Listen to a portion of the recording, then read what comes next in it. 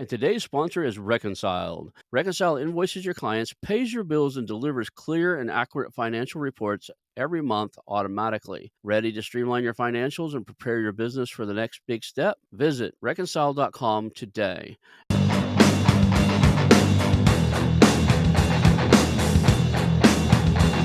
Hello and welcome to the How to Exit podcast, where we introduce you to a world of small to medium business acquisitions and mergers.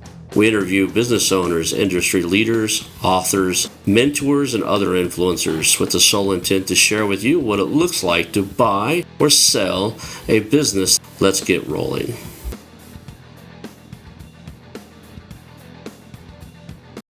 And now a moment for our sponsors. I want to highly recommend you get Acquisition Aficionado magazine.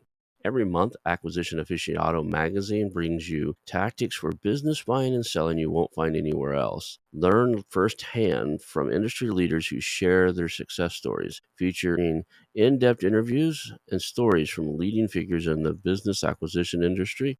This multi-platform mobile magazine speaks to acquisition entrepreneurs wherever they are in the journey. And I want you to visit acquisitionaficionado.com today. Hello and welcome to the How to Exit podcast. Today I'm here with Kurt Stein. He's the president of DCT Strategy and a technology expert.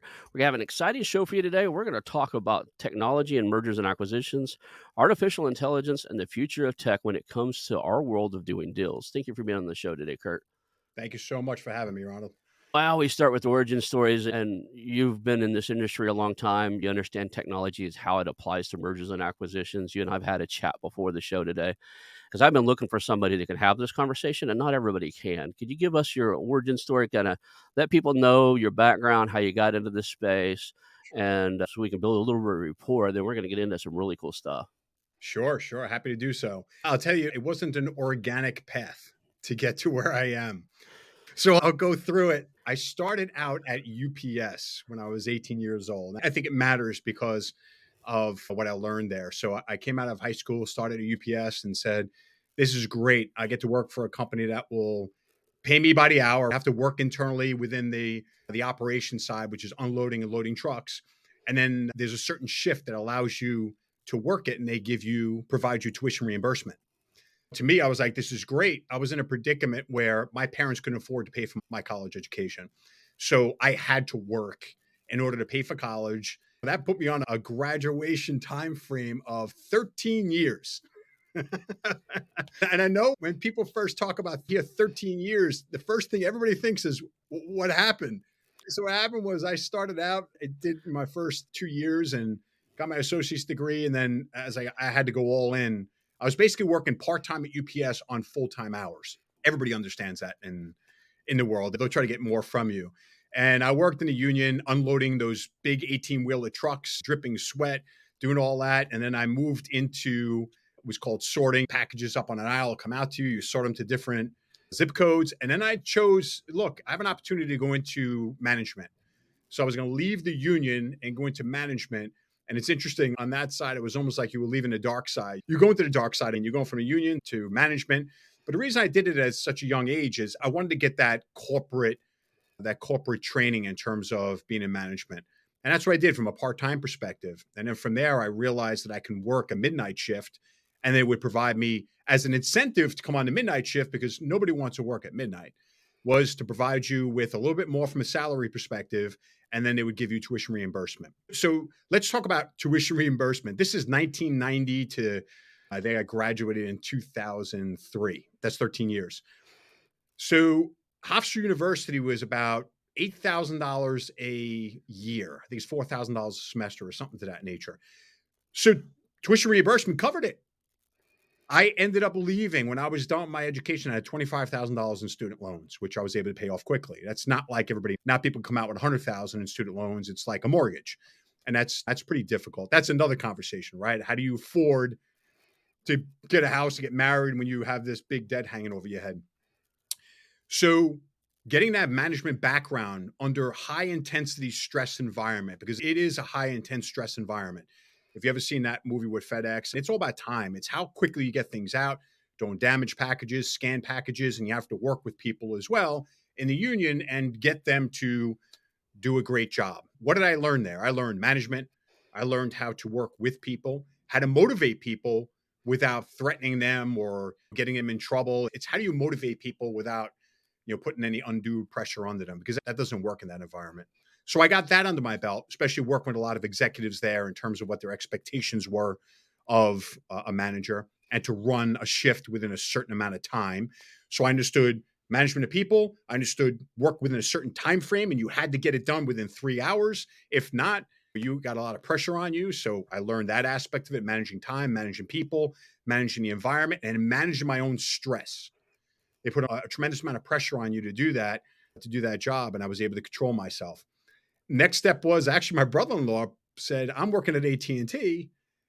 Let me get you an interview at AT&T because they saw I'm working my butt off, right? I'm working nights, I'm going to school, I'm putting the time in." And he got me an interview at AT&T in sales. And I was at 26 years old. I got an interview there and they hired me.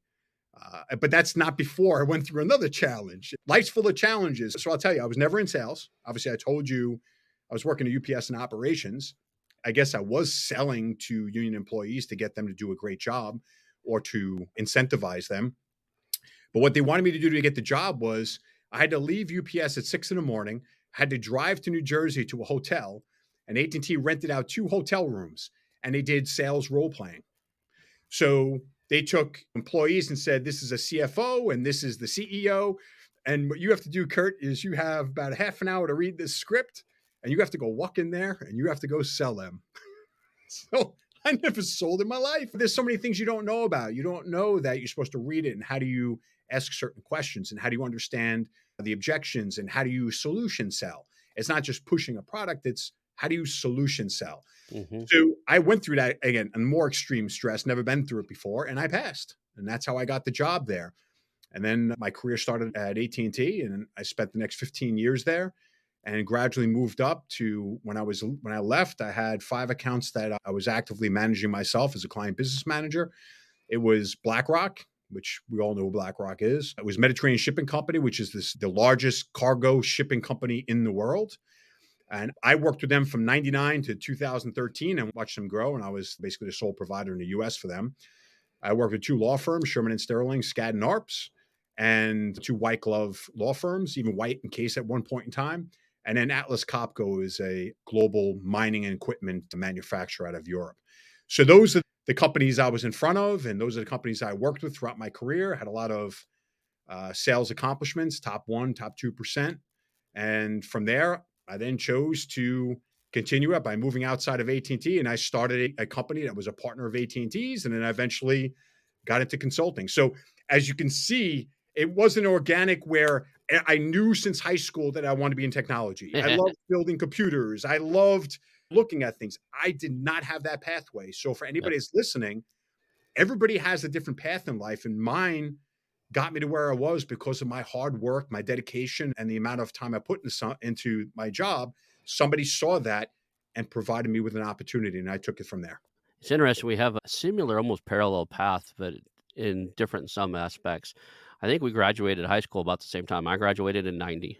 And then I spent 2 years thinking I was going to save some money for college, working for my father and running a paint. I worked in a paint manufacturing company during the day, and then the afternoons and weekends we painted houses. And I got to realize my parents can't pay for my college, and I'm not very good at saving money. And I would pay for my friends and I to do whatever fun stuff we wanted to do, and most of the time it was parties and doing stupid stuff. That said, I figured out I wanted to go to college. I didn't want to do manual labor anymore, and the military seemed like a viable option, so I joined the Air Force. They don't tell you when you join the military, and for anybody listening thinking you're going to follow my path and join the military to go to college, understand you got to do a couple years of their work first. You can't even start going to college until you've done their training. Like I was military intelligence, satellite imagery. My training school was 6 or 8 months, or a long time. And then you got OJT. When you get on site, you have to get to a certain skill level before they can let you go to college. I was at my second duty station. I was stationed in Hawaii before I was allowed to even take my first class. And unlike you on the 13 years, I'm a glutton for punishment. I took the night shift like you did, and they had tuition assistance. They would pay, I think, it was like 75% of all my tuition, no matter how much I took. They pay 75% of it, and I had to come up with the other 25%. And I did everything I could mathematically, I could finish my bachelor's degree before I had to re-enlist, which means I needed to do a 4-year degree in about just under 2.5 years. And not only did I do it, I did a dual major. I had to switch my major, of course. I was going to do mathematics as once. And I ended up taking a calculus and linear algebra and something else in the same quarter. Ended up with management technology stuff. But I got out in the technology center and I didn't enter computers because I liked them. I don't know if I've ever liked computers, but I've just happened to be really good at them. So when I got to any duty station, even though I was trained as a satellite imagery guy, they realized how good I was at computers, and it's really hard to get somebody into the rooms where I was in at the top secret level clearances that we had to be able to fix a computer. There's top secret and there's caveats laid on top of it. There's little code words that go on top of it. We had some of the really highest ones. So basically, we could wait a week for someone to find somebody cleared enough to be in the room to work on our computer. I could just fix it. I got my college degree in Hawaii, and when I got out of the military, I went to work for Lockheed Martin, designing firewalls and redesigning the U-2 mission, the U-2 spy planes mission planning system and stuff. So I'm just setting the premise there that I have background in technology. Even if you look at my most recent college degrees, I got burned out in it. So I went and got a master's degree and MBA in marketing and did everything from running real estate investment firms to buying and selling businesses now. But it was mostly because computers are, like I told you before the show, I think computers are so logical that usually it's the person behind the keyboard or the guy that wrote the software that messed something up. And on the marketing side and the human nature of business is so fascinating because it's never the same problem twice. And you can give a human being the step-by-step procedure to make $1 billion and show him 50 people have done it, and they'll want to do it their own way anyway. So human psychology has always been more interesting to me than computer logic, and that's how I ended up where I'm at. Now we're entering in the world where there's actually almost a thing that's going to be called like computer psychology, right? This AI thing will actually have its own, especially when it gets general intelligence level, it's going to have its own way of being, I guess is the word I'm looking for. Yeah. And majority of that, the parameters for that are set by the programmers. But is it really, like, in the long run, can it develop its own Yeah. intelligence on top of what we create for it? So let's jump into what technologies are out there right now. How does that impact mergers and acquisitions? And then we'll talk about how AI is going to change all that. Explain your role in right now in technology, currently in technology and mergers and acquisitions, private equity and stuff, and we'll go from there. Sure, sure. Probably a good way to do it too is to baseline or to level set is to talk a little bit about what everybody knows about from an AI perspective, Mhm. artificial intelligence. And I like to explain it this way. I think it's better when it's a storytelling and people can understand the journey, and then people have the aha moment. So let's take AI for instance. AI has been around for a long time. You know that. I know that. There's been a lot of companies utilizing it. The government's been utilizing it for a long period of time. But the general public itself, while they may have heard of it, when you're not exposed to it all the time, it's that saying of out of sight, out of mind. ChatGPT put it into everybody's minds and hands. And how do they do it? It's no different than the iPhone, right? Right. Take an iPhone, put it in the hands of a 2-year-old or an iPad, and they figure out how to use it quickly because it is so easy to use. So ChatGPT started in around 2019 or something like that. You have OpenAI is the company, which everybody's aware of, and ChatGPT being the AI model. So OpenAI scrapes the web. It gathers all of the information out there and wherever it can find it, it scrapes it, it pulls it in. And then ChatGPT is the model itself. So the first release was in 2022, ChatGPT 3. And that's when everybody saw it. So what were they doing before that? They were testing it, they were tweaking it, they were enhancing it, they were making sure the results were right. They probably had beta testing. They were looking at how is this working, how is it performing, is the information good? Probably no different than when a child learns to walk. You first get up, you fall down. It doesn't look good. You fall, you roll over. It's like it doesn't look good what you're doing, but eventually, when everybody sees the baby the next time, it's running around. Nobody saw fall down, almost hitting its head, giving black and blues, whatever the case may be. That was ChatGPT. So it gets released in 2022, November. The interface is simple. It's just a line. You just type in there something, and it's instantaneous in terms of the response. Man, it got 100 million users in 2 months. Outpaced TikTok was 9 months. Outpaced Instagram years, Twitter, etc. Now you look at Threads. I don't know how quickly it's going to get to 100 million, but it looks like it's on pace to moving pretty. Passed it already. Yeah, they did it in, I think, less than a week. So that goes to show how all of us now are craving technology. We're craving it. People may say they fear it, but they crave it as well. So ChatGPT burst on the scene. Now it's ChatGPT 4. You could type something in there, you get an instantaneous response. And the responses are pretty good, right? Could there be bias in there? Yes. Could there be malicious things in there? Yes, we've talked about that. A couple of hacks, etc. But that's where you baseline it. That's where now everybody sees that. Everybody can see what it could provide. And now the light bulbs go off. What can we do? What can we do with AI? And now you're seeing so many companies and industries making such vast investments into AI. You got Bloomberg GPT, 50 billion, I think, putting into it. You have Microsoft with OpenAI. I think you have a $25 billion investment. You have PwC making billion-dollar investments, KPMG, Ernst & Young, Accenture. The list goes on and on. MasterCard, insurance companies. Everybody's investing in it because they're saying, how do we take advantage of this? And it goes by the saying, which I like to bring up. It's the one from Mark Randolph, one of the founders of Netflix. He posted this on Instagram probably a couple months ago. And he said the following, very simple to understand. Either you're willing to disrupt your business or somebody else will. So it comes down to innovation, right? We constantly have to innovate. We constantly have to come up with new ideas. We constantly have to come out with something different.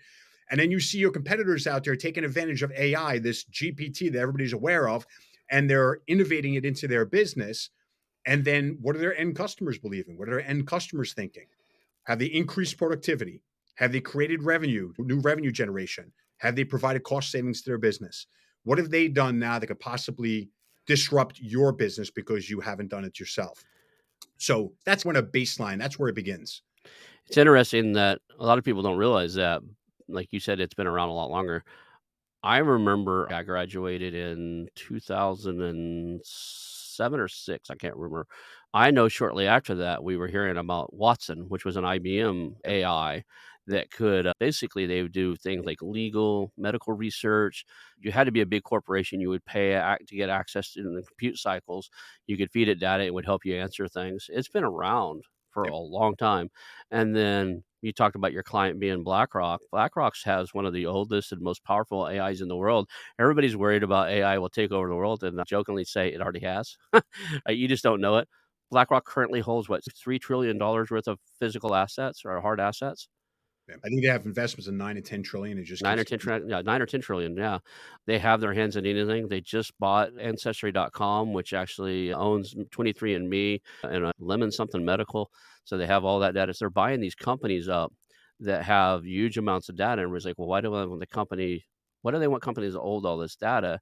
It's because of their AI, Aladdin. They've owned that for a long time. And the backstory to that is the original founder actually lost one of his first jobs and actually really had a bad experience with technology. He was using technology to make financial decisions and it went wrong. And I think it was like 25, 30 years ago. And he said never again. He just focused on creating a system that could give him logical leads into making correct decisions. And they've been working on it for 30 years now, they said. And a lot of people don't realize how powerful that tool is. You can't be a top end stock brokerage firm without subscribing to Aladdin. You can't be a top insurance provider and not have your actuaries subscribe to the Aladdin system. It just outperforms them. Yeah. They can't compete without it.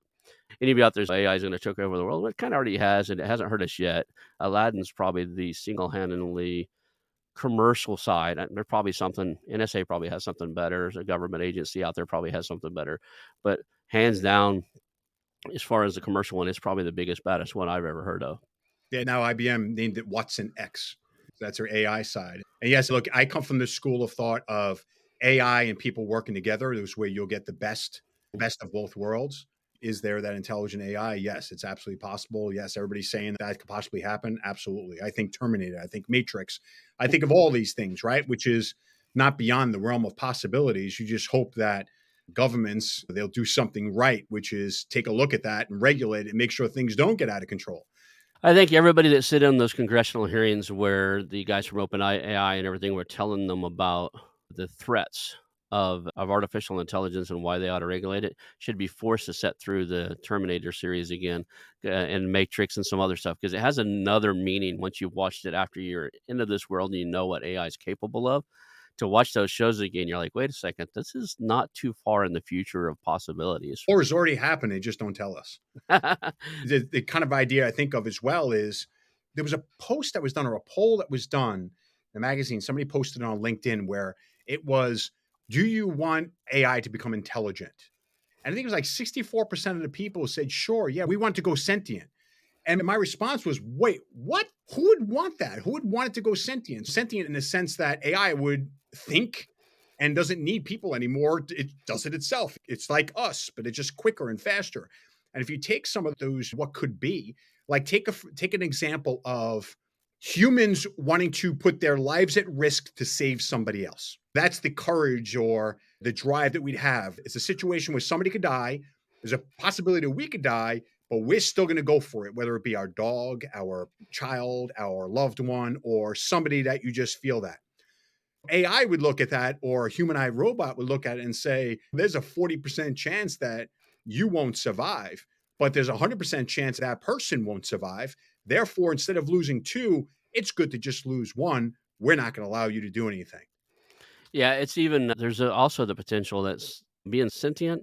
The biggest one of the biggest threats I see is how fast would it basically develop its own language and not need us for anything, right? If it's truly more intelligent than us and it can grow and learn on its own, even if it never harmed us, there's still a high probability it would develop. They've already seen it develop languages of its own and different tools out there before it's talking to each other, doing stuff on its own, and just basically quits Yes. responding to our prompts. We provide no value anymore. That's the best case scenario because it doesn't harm us and it doesn't help us.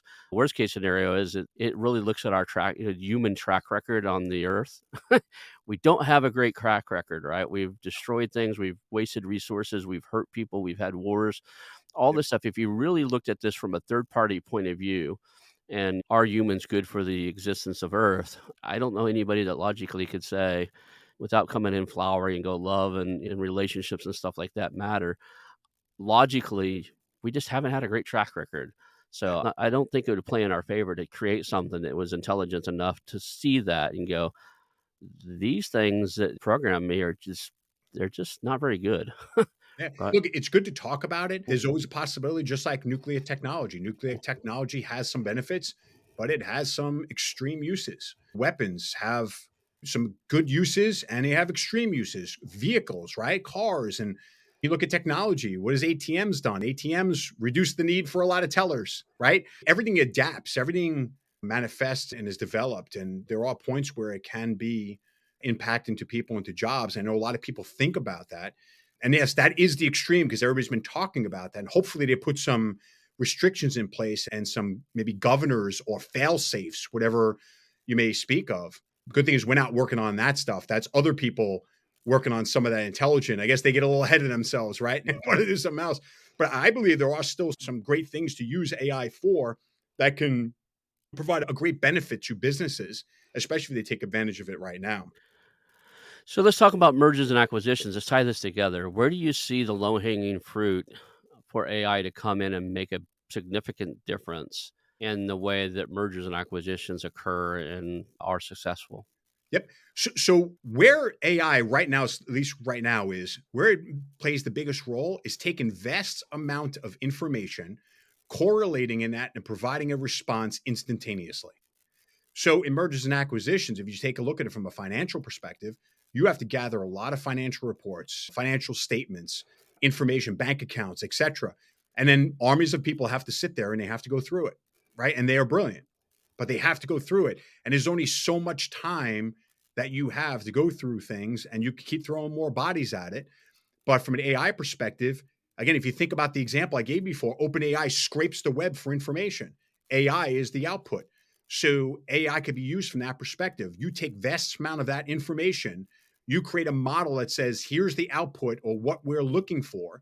It scrapes it, it provides the output, and that's when we get involved. The CPAs, the accountants, the teams in M&A, the lawyers, and Mhm. they look at things, and that's when they can interpret the information that's provided to them, and they can go through it much quicker. So from an information standpoint, that's going to make a lot of sense. I was on a call earlier today from Financial Times who's speaking in the legal space about where AI, generative AI, can make an impact there. And they actually asked in the M&A space, it was like 8% of the people in the poll said that's where it would really provide a lot of response. But overwhelmingly, 55, 56% said under contract reviews and contract generation. On the contractual side, generative AI, from a legal perspective, they felt would have the greatest impact, which, again, that's part of M&A, right? Looking at contracts and correlating and spitting out information that would take lawyers to look through over a long period of time. I think it's more than that. If you look at what true due diligence would be inside of the legal side, looking through all 50 states and internationally, anywhere that business has done business to see if there's any pending court cases, anything like that against the person. Very time consuming, very resource consuming. Looking through current and past regulations, right? Regulatory compliance, all the different stuff. I think the AI could do that, and maybe I use AI regularly, probably almost daily in my work now. I use ChatGPT and a few other tools, about 4 tools I pull together. What I've learned is I like to tell the AI, "Here's a set of data, here's a set of data. What questions do you have of me to do X, Y, and Z?" Because I don't assume that it has everything, and I give it all the data I need to give it, and then I say, "Ask any questions you need to produce," and then I give it a result I'm looking to produce, and it's always, even though after I've given it 2 decent sets of data, it's always got something, Yep. right? In order to make the best, and it's good at that. I think the same thing goes with financial due diligence and with like legal due diligence. You could say, "Here's everything I got." And my favorite thing to do at the end of every meeting, I was like, "What did we do well, right? What could we do better, and what are we missing?" You ask the ASI, "Is this good data? What questions do you still have based off the data I've given you? And what are we missing altogether?" And if you fill all that in, then I think it can absolutely speed the process up. A lot of due diligence can take 30, 60, 90, 180 days or more. And you could basically get that down to days. Yep. And I think the third part of that, we talk about financial and legal, is if somebody, this might be a little risky, but I automate a lot of my job on a regular basis, mainly because I'm inherently lazy. I hate doing the same thing over and over again. So if I had to do the same test procedure inside and out, I usually wrote like code or software to automate my job.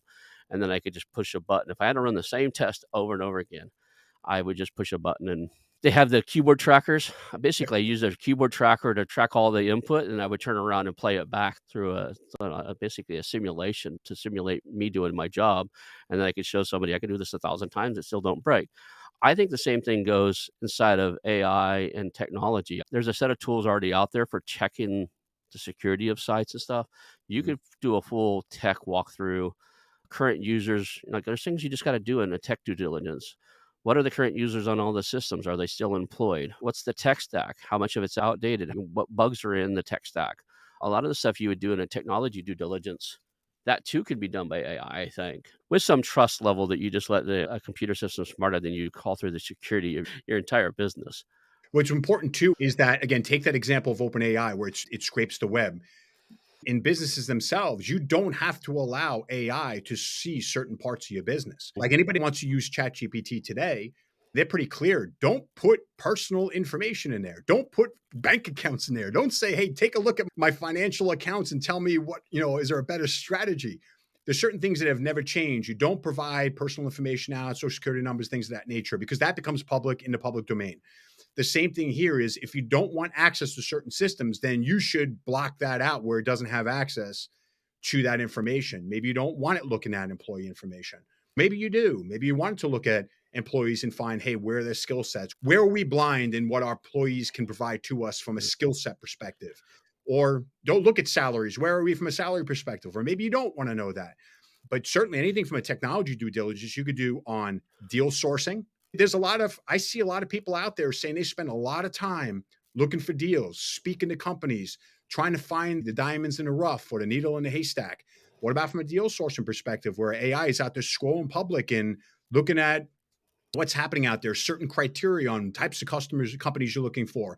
Where are they in a domain? Are they saying a lot of things on social media where you could start narrowing down a group of what you're looking for? Again, I look at it as a productivity enhancement. How do you Absolutely. cut down and collapse the amount of time that you're working on something to your benefit? Go back to that due diligence. So now you've been working due diligence for 6 to 8 months. What about the information you pulled 8 months ago, or 6 months ago, or 3 months ago? Is that still relevant information, or have you already built in automation to keep pulling the next information? You're constantly updating that report, and you constantly have to remake a decision based on information that's constantly changing. And I think that's one of the areas that are challenging as well. You have to either move quickly or you have to get that information quicker. And Yeah. that's where AI can help. And today's sponsor is Reconciled. Are you an entrepreneur or business owner thinking about your exit strategy? Or maybe you've just landed a business through acquisition and the books just aren't the way you need them to be. Let me tell you about Reconciled, your dedicated partner for industry leading virtual bookkeeping and accounting services. Reconciled pairs you with skilled professionals who empower you to grow your business and prepare it for success, whether that's your exit or taking that new acquisition to top performance. Imagine having high level financial management without expanding your team. From bookkeeping to CFO services, tax advisory, and even fully outsourced accounting, Reconciled has got you covered. They help you make the best business decisions, keeping your end goal in mind. And the best part? Reconciled understands acquisitions, as they have acquired 3 accounting firms in the past 3 years, and their founder, Michael Lee, mentors others in searching for acquisition, raising capital, or trying to aggressively scale. Reconcile invoices your clients, pays your bills, and delivers clear and accurate financial reports every month automatically. Ready to streamline your financials and prepare your business for the next big step? Visit reconcile.com today and let them get your books in order. Reconciled, making bookkeeping a breeze. That's reconciled.com. Something really cool coming up. It's called the Business Acquisition Virtual Summit, July 26th to the 28th. Join Jeremy Harbour, Roland Fraser, Carl Allen, and 20 other leaders in mergers and acquisitions. The event is the 2023 Business Acquisition Virtual Summit. How to Exit is proud to sponsor this 100% online event packed with 3 full days of expert talks from the world's most recognized acquisition entrepreneurs. Register now at businessacquisitionsummit.com. Be sure to check out their option to do the upgrade to VIP virtual networking so you can meet and talk with the other participants. Don't miss out now on the M&A event of the year. That's businessacquisitionsummit.com. I think there's also potential out there for, like you were talking about, not wanting AI to see certain data and stuff. I know for a fact there are facilities where when I would go to test we built a firewall system for government agencies. When I would go test it when it was put at a particular facility, I couldn't take computers or anything with me. I had to take my tools and listed tools and stuff and build something there because once a computer was connected to the inside of that particular skiff, it never got to leave. Not without drilling holes so that the hard drive and degaussing everything. It was permanently part of that facility. So I think you could do the same thing with standalone AI. A lot of people don't understand that the data set that these things need, while being huge for broad topics like ChatGPT that has to know everything, if you built one that only did financial due diligence, my phone holds a terabyte. My computer setting here has 2 terabyte of it.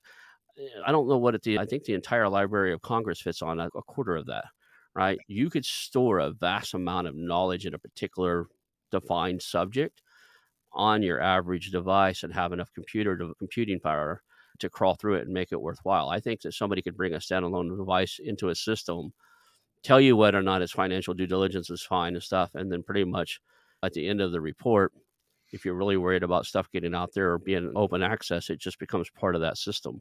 That's right. So take the definition of large language model, which is what generative AI is. For a company to go build that, it takes a lot. Like you said a little bit earlier, you have to get that database of information. They're using the World Wide Web. That's why Bloomberg uses ChatGPT, because they have an enormous, vast amount of information. Why go build it yourself? It takes a lot of time, etc. So that's why they use that.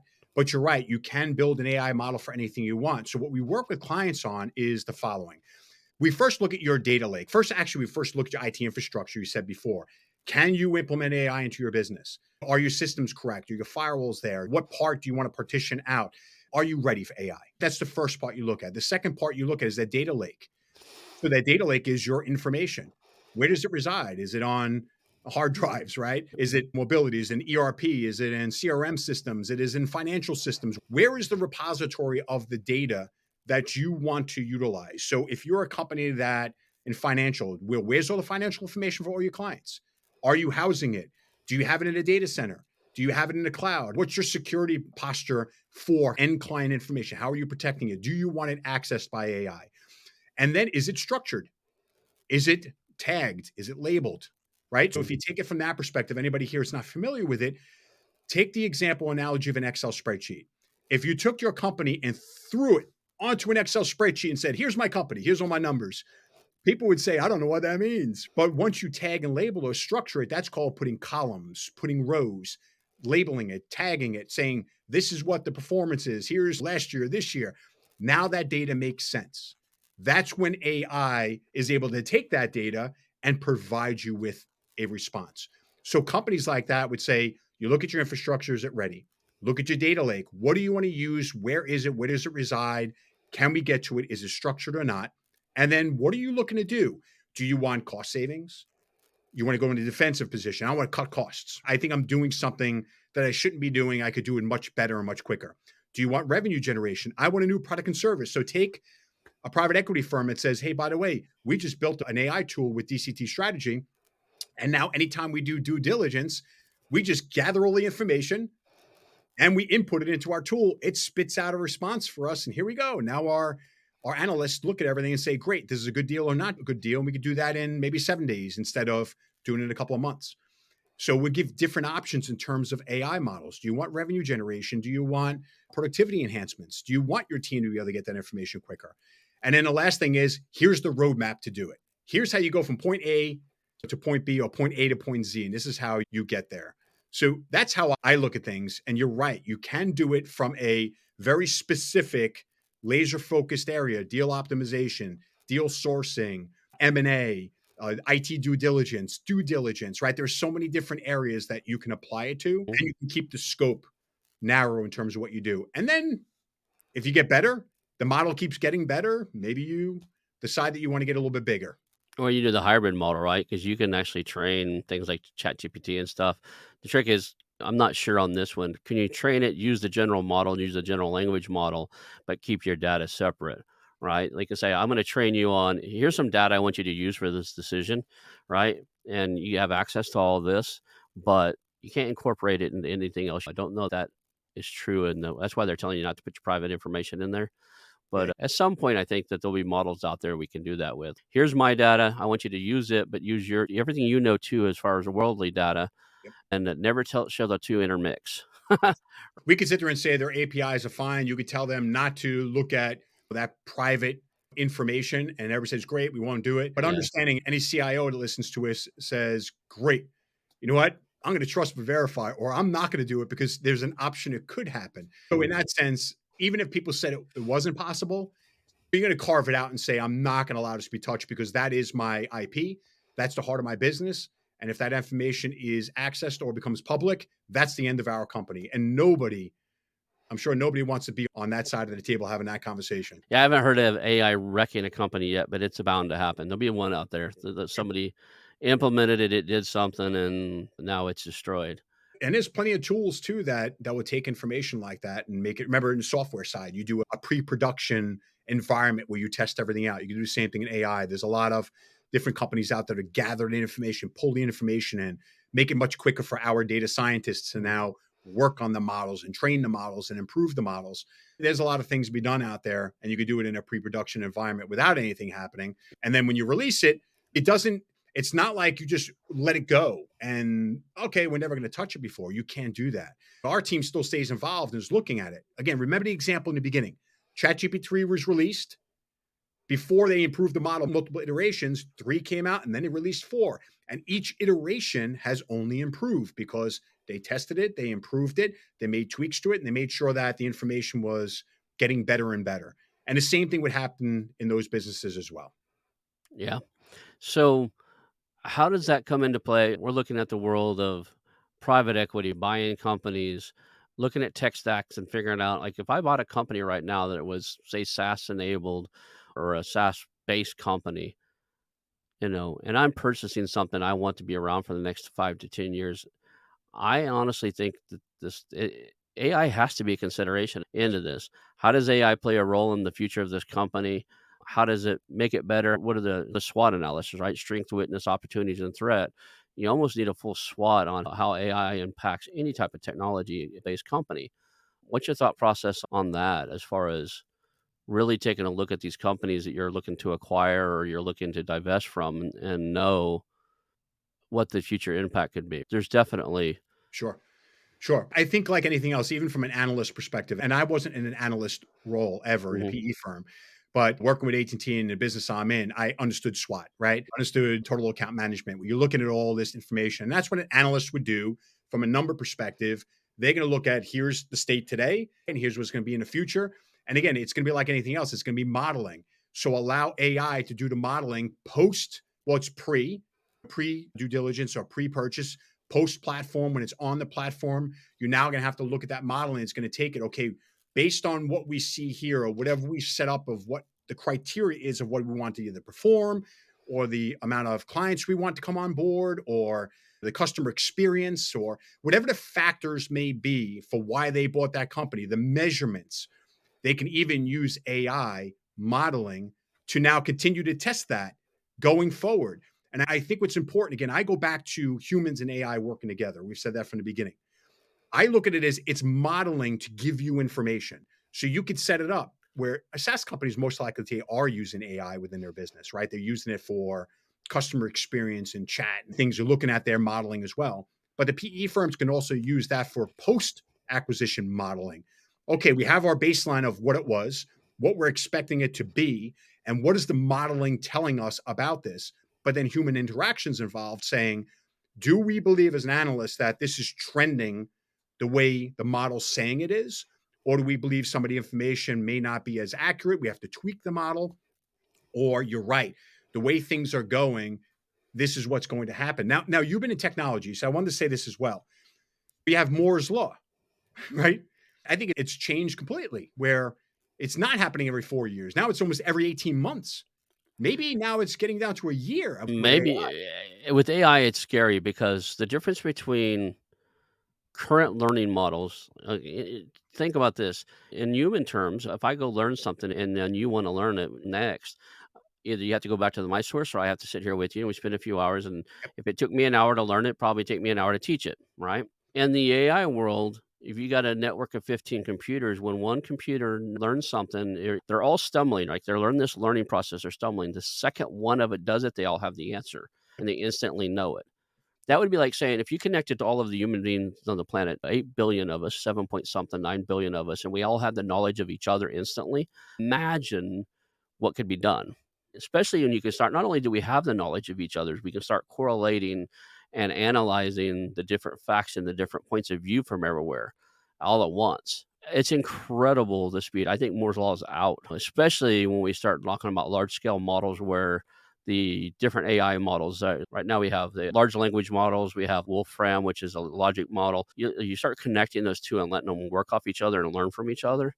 Both scary and exciting. I see a world where business deals we have an AI crawling around there and says, hey, and it emails company A and it emails company B and say, you two guys should really merge. You got these synergies. Here's how we do it. Your public records say that your financials are fine. Their public records say that their financials are fine. I've looked at your audited, because if they're publicly traded, they have audited returns occasionally. I've seen your audited books. I've seen their audited books. I know you may not see yourself with all these synergies, but I could show you a model where you can increase your revenue by 1.5% over the top of the two you added together. And it's the technology's already there. It's just we haven't given it the wherewithal, or I guess the authority to say, hey, crawl the world and see and make suggestions, right? Yeah, I have two comments on that. On the second one, Citadel is hiring interns right now from an AI perspective and paying them $19,500 per month. That's enormous for an intern, which everybody knew the interns in the past were probably not paid as that much money. And the idea was to get into there and possibly be on a roll. So Citadel has released that, and they're trying to do it because they obviously see a benefit there. And they most likely will be putting models together. So going back to your point now about how would it be used AI for when a company gets purchased, maybe a SaaS company, et cetera, looking in the future? If Moore's law is out, and look, people can argue that all over, but if AI is innovating so quickly, how can Moore's law possibly apply anymore? So now look at the future. If you're going to need AI now to constantly look at your model and providing constant up-to-date information on how is that business trending? How is it tracking? Where's the inputs coming from social media? Where's the inputs coming from customers? What's the customer experience? Have the customer sentiments changed? Are we seeing, like, how are we predicting what's happening in the future from a sentiment perspective? Because that might mean that customers are falling out of favor, right? Which is, think of Twitter and Threads. Is anything tracking or trending on customer sentiments and where people might want to go? So I see PE firms having to have models where that post acquisition model is going to have to constantly be modeling out what they believe is going to happen next. And then the analysts are going to have to sit there and look at it and say, based on everything I'm seeing as well, is this accurate? Are we going to need to change this technology? Is this going to become obsolete? Do we need to pivot because what we thought was going to happen is not going to happen because Threads came along, or the iPhone's been innovated away and now something else is out there? So those are the 2 points I want to make. It's kind of interesting. I smiled when you said that because there are CEOs out there making decisions that clearly they had analysts that told them it was a bad decision. The one that comes to my mind, and I don't pick on anybody, I love everybody, but Bud Light's the decision and what they did, it just knocked them out of. They're not even listed in the top 10 of beer sales anymore for their Bud Light can. I don't care how many AIs would have told them that was a bad decision. Somebody made a bad judgment call. I still think that so long as companies have leaders in place that want to make emotional based decisions instead of logic based decisions, we're still going to have problems where Bud Light's customer base was probably 75% dumb redneck guys like me that I don't even drink beer, but grew up in the country and did that. And that was just a cheap beer that we happen to like. And now you put something offensive to that particular customer base, whether it's right, wrong, or indifferent, that it's offensive. And I don't think any logic in the world would have convinced that company not to do it. They were making a statement, and now they're paying for it. Maybe AI can give companies more guidance and decision making and customer sentiment and stuff like that, but there's always gonna be the case where human psychology overrules all logic. Sure, sure. So you use it for the technology it is, right? It's a Right. tool. So it's no different than a shovel. Do you need the shovel, or do you need a hammer, or do you need an axe or a sledgehammer? Like, you have all these tools. So AI is the tool, in my mind, is you use that to gather vast amount of information and to cut down the amount of time that you do something, Mhm, not to eliminate analysts, not to eliminate all these people that have gut feelings as well. I believe in gut feelings. Gut mhm, feelings is your worldly experience speaking to you pretty quickly, which is similar to sentient AI, right? mhm. It's your own. You are the sentient AI. We're able to make decisions off that. And there are some CEOs, or maybe a lot of CEOs, that still can make that decision, like Steve Jobs. Would AI have told him to take that risk and to develop these iPhones? I don't know. But you still have to have that vision. And then does AI allow you to provide you the inputs back, the information? Does it clear out the fog of war? Does it clear out all the emotional issues? Does it give you facts in order to make more logical based decisions that'll be better for your business? I believe the answer is yes, but you also have to make sure that your AI model is trained and tested and the information you're feeding it is good. If the information's bad, you're going to get a bad result. Have you seen the company called DragonNet Websoft? It's a major Chinese game company. They replaced their CEO with AI years ago. So you can sort of see what it says, how long ago it was. But they basically took the C-suite and replaced it with artificial intelligence. AI is the CEO of NetDragon Websoft, a major Chinese game company. It appears to going well so far. They're outperforming their competitors, right? But they allow AI to make all the vision and top level decisions. Have Yeah, you I'm sure. Since you're come from an intelligence standpoint, I'm sure you still look at some of the periodicals, et cetera, that's going on. Yeah. And China right now is advancing much quicker from an AI perspective. They want to be the AI hub. And then you have also the EU rules that are coming around AI. Now, again, people could debate that. There's some things in there that make a lot of sense. But now you have a lot of countries saying, hey, hold on a second. These EU rules are going to restrict our ability to become a leader from an AI perspective. So everybody wants to become that hub of technology, which drives advancement, which drives investments, which drives your economy. And you have China that is leading right now from an AI perspective, which has got to give you pause in terms of what are they doing. And I know the US government is also, they've also said a little while ago, I think a year ago, they were pretty concerned with where they are from a technology perspective, cybersecurity, AI. They're racing to catch up. And I think they've even said, some of the ex-CIOs and military said, we're nowhere near there. It's going to take us a very long time to even to try to catch up. So it's interesting you brought that up. I have no idea like I told you earlier, I was military intelligence, but I got out of the military in 97. AI was some professor's dream back then. Maybe NSA had some model they were playing with by then. I didn't get to play with those boys too often. That said, I have no idea where they're at now. And to be honest, the way that data is compartmentalized in the military, only the people that use it on a daily basis would ever have the need to know. So it doesn't matter if you've got the top level clearance and you're a 4-star general. If you don't need it to do your daily job, they won't let you know. Like in my job in military intelligence as a satellite imagery guy, I only got to know the portions of the mission that applied to me getting my job done. A lot of times we were doing stuff or looking at images, picking targets on there, stuff like that. And all we knew was we were told to look at this area of the country and tell them how many planes were moved. We weren't allowed to know the rest of the data because it wasn't needed to do our job. There was an absolute need to know. So having people make statements that go that we're way behind and stuff, it depends on if we're talking to the right people, right? There are probably Yeah. people behind closed doors using systems that aren't open to everybody. I've got some relatives now in the space program, in intelligence and stuff. They can't tell me anything. I rarely even get to talk to them. That said, I'm sure there's tools out there.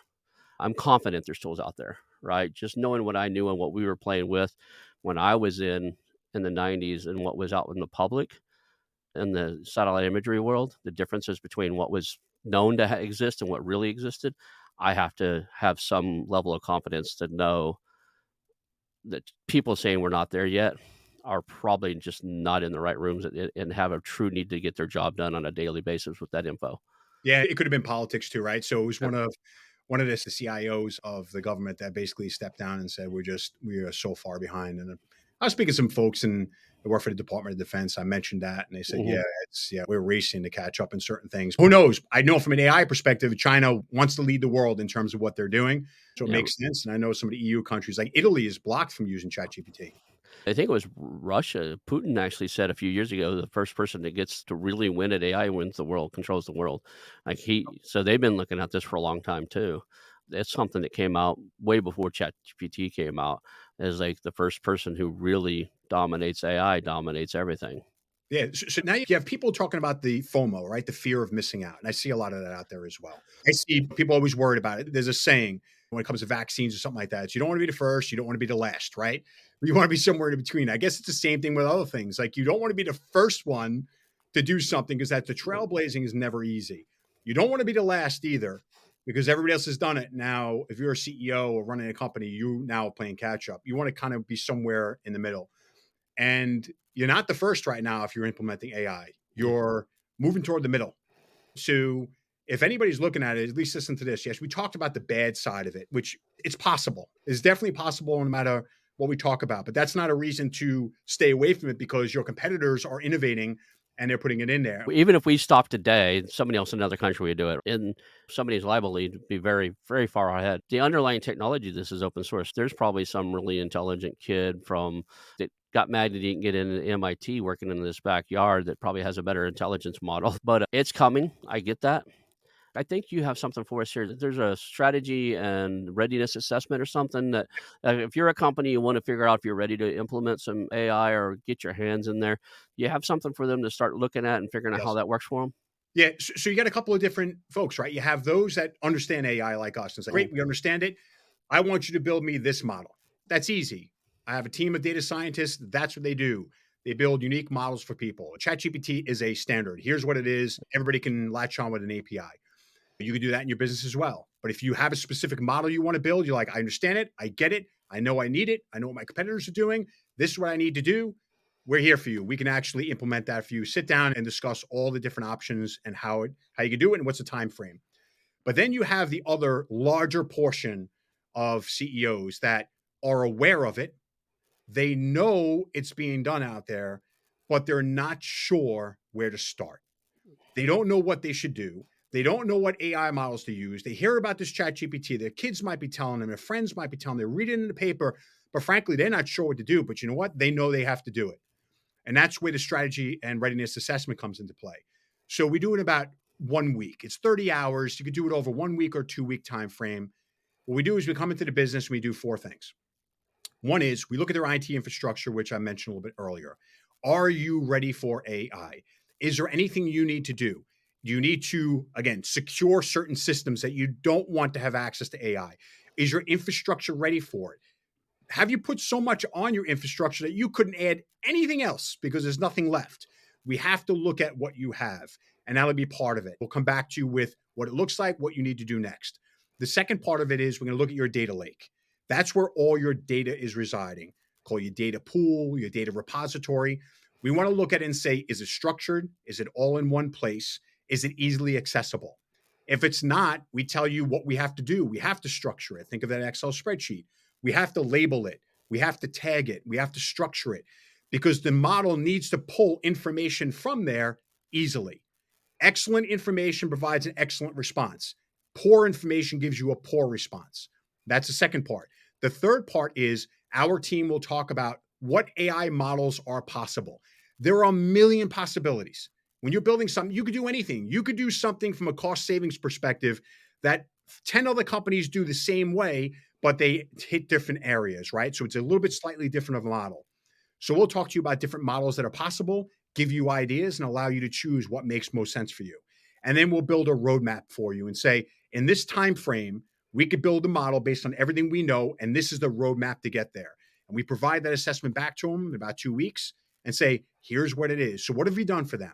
We've minimized risk. We've minimized them having to go spend a lot of money to go figure out something the hard way. We've told them what they need to do within their business in order to be ready for it. We've given them all the ideas and what they possibly can do. And they can tell us, hey, we changed our mind. You allowed us to think of something else. We want to do that. And we've given them the roadmap. No different than saying to a house, hey, look, we'll do an entire landscaping layout for you. You can go buy this tree and that tree and place it there. And eventually you'll have exactly what you're looking for. And it just simplifies things for them in terms of how they get it done. Okay, well, how do you want somebody to reach out to you? What would be the best way for people to contact you?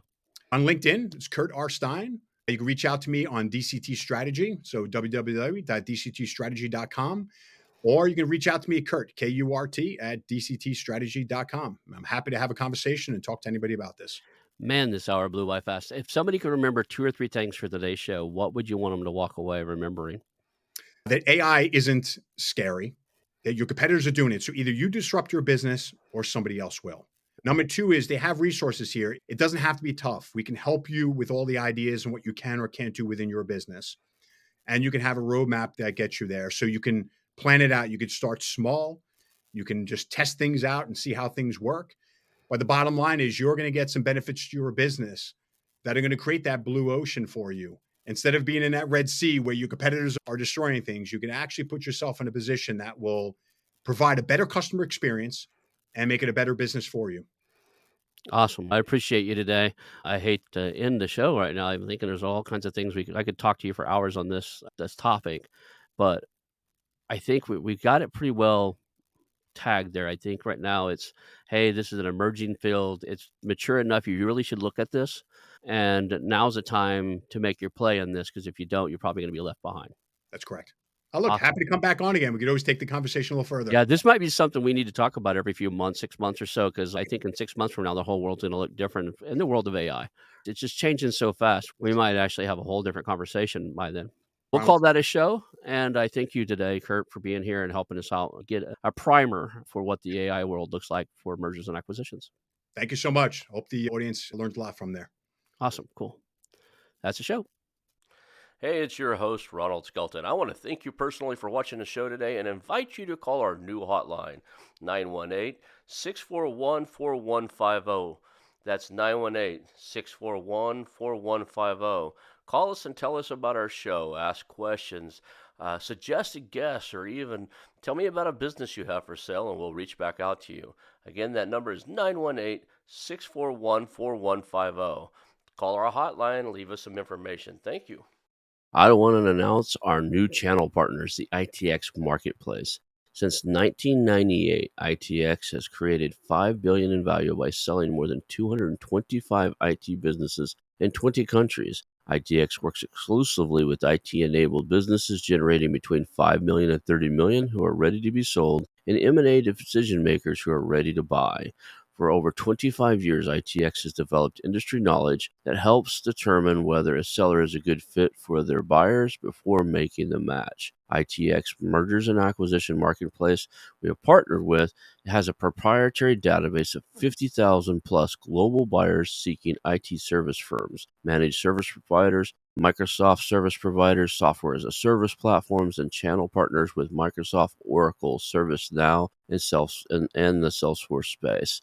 If you have an IT-enabled business you're ready to sell, I want you to visit the itexchangenet.com/marketplace. How to exit. That link will be in the show notes. Visit them now.